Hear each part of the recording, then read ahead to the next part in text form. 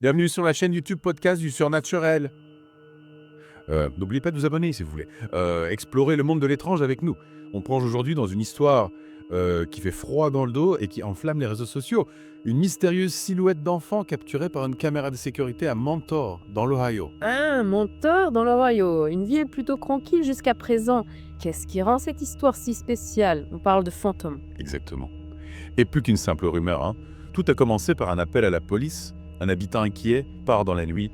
Un policier qui se rend sur place et qui est témoin d'un spectacle, disons déroutant.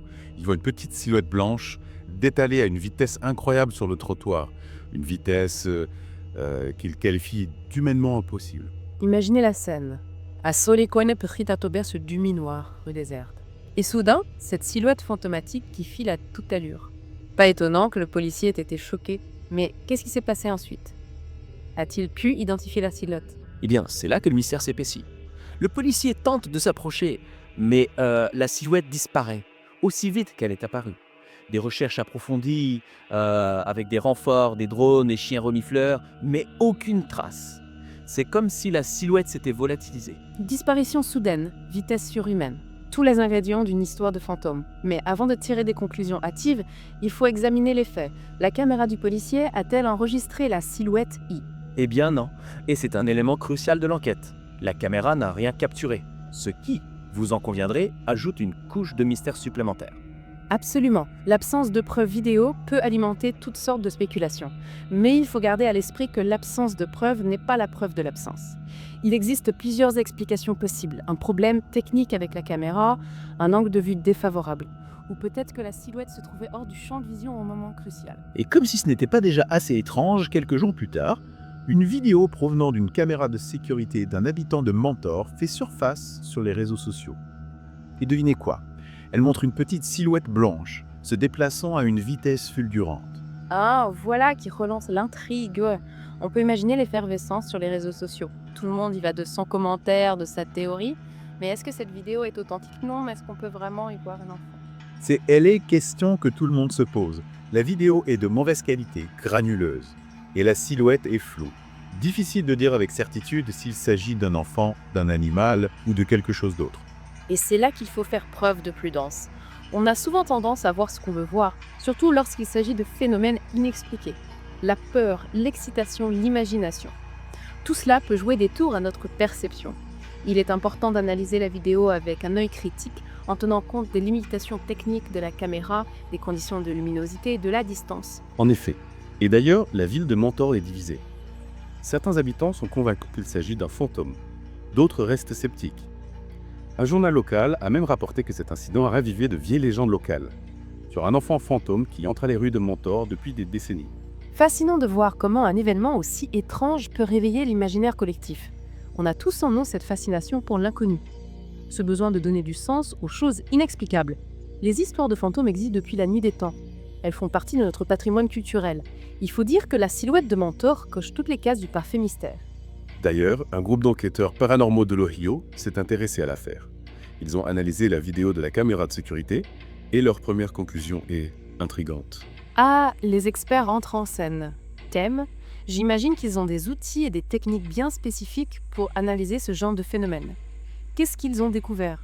Ils ne rejettent pas la possibilité d'une manifestation paranormale, mais ils soulignent que la vidéo prise isolément ne constitue pas une preuve suffisante.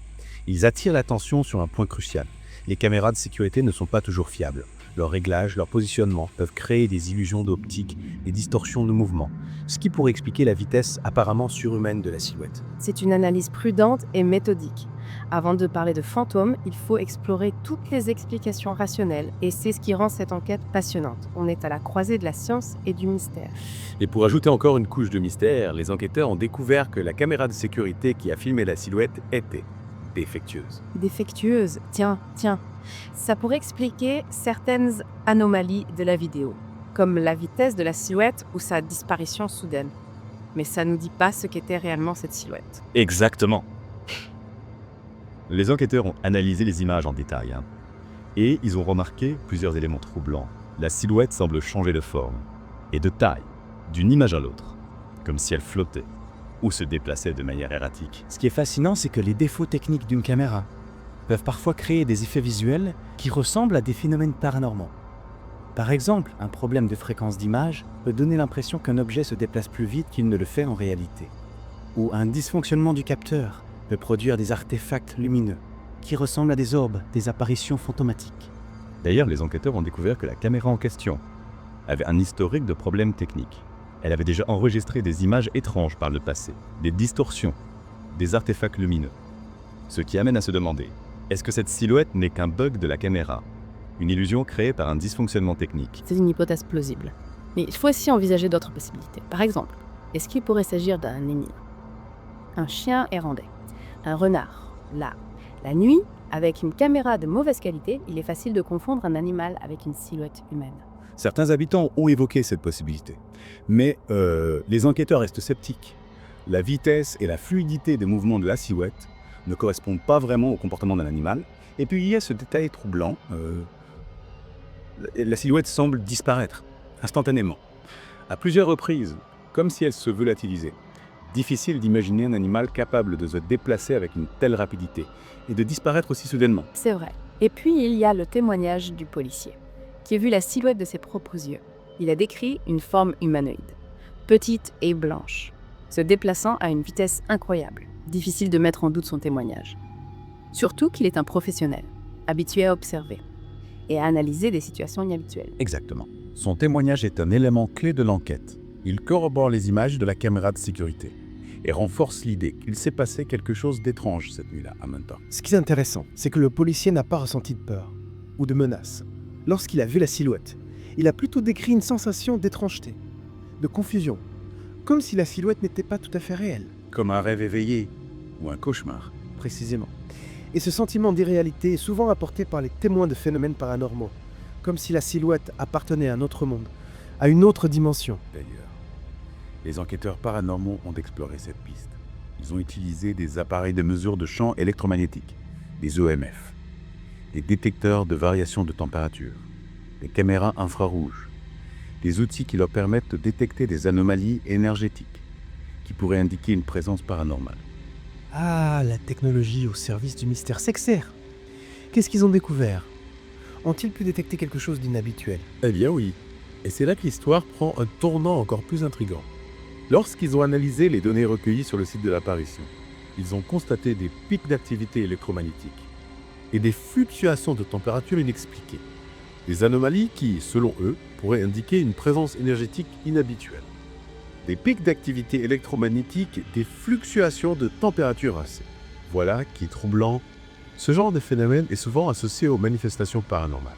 Mais attention Této, il est important de ne pas tirer de conclusions hâtives.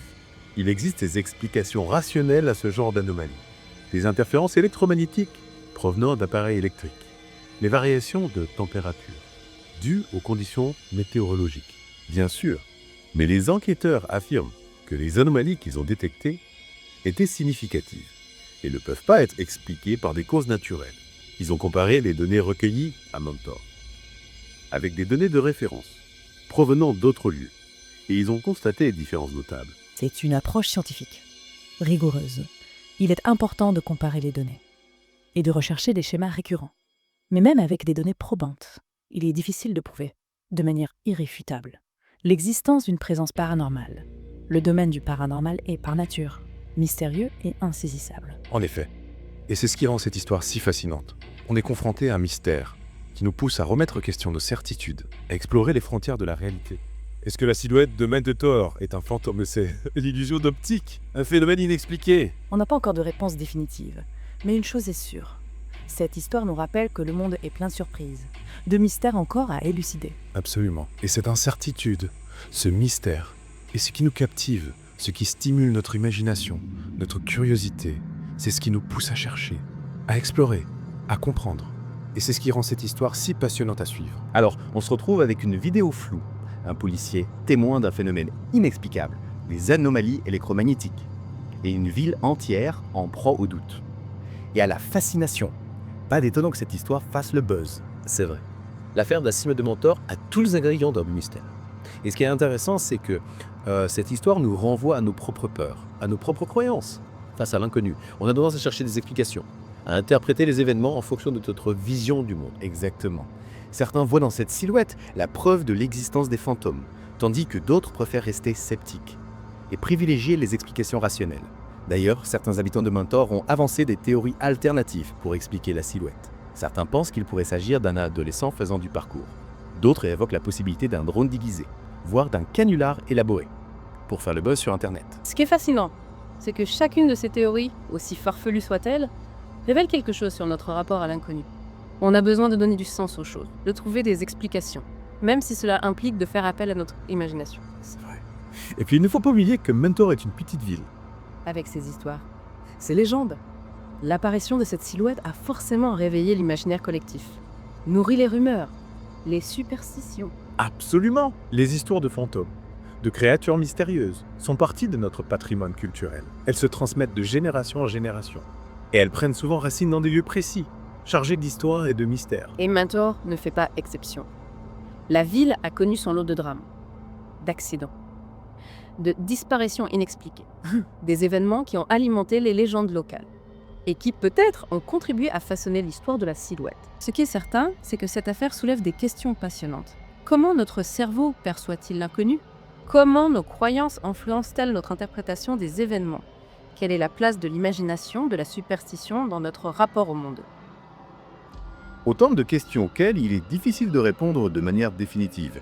Mais une chose est sûre, l'affaire de la silhouette de Mentor nous rappelle que le monde est plein de mystères, de phénomènes inexpliqués, et que parfois, la frontière entre le réel et l'imaginaire est plus floue qu'on le croit. Exactement. Et c'est ce qui rend cette histoire si captivante. Elle nous invite à garder l'esprit ouvert, à ne pas rejeter d'emblée ce qui nous semble étrange ou inexplicable. Elle nous encourage à explorer les zones d'ombre, à questionner nos certitudes, à nous émerveiller devant les mystères du monde. Alors, chers auditeurs, qu'en pensez-vous? Croyez-vous à l'existence des fantômes? Ou pensez-vous que la silhouette de Mentor a une explication rationnelle? N'hésitez pas à partager vos théories, vos réflexions dans les commentaires. Et surtout, restez à l'écoute de podcasts du surnaturel pour d'autres plongées fascinantes dans le monde de l'étrange et du mystérieux.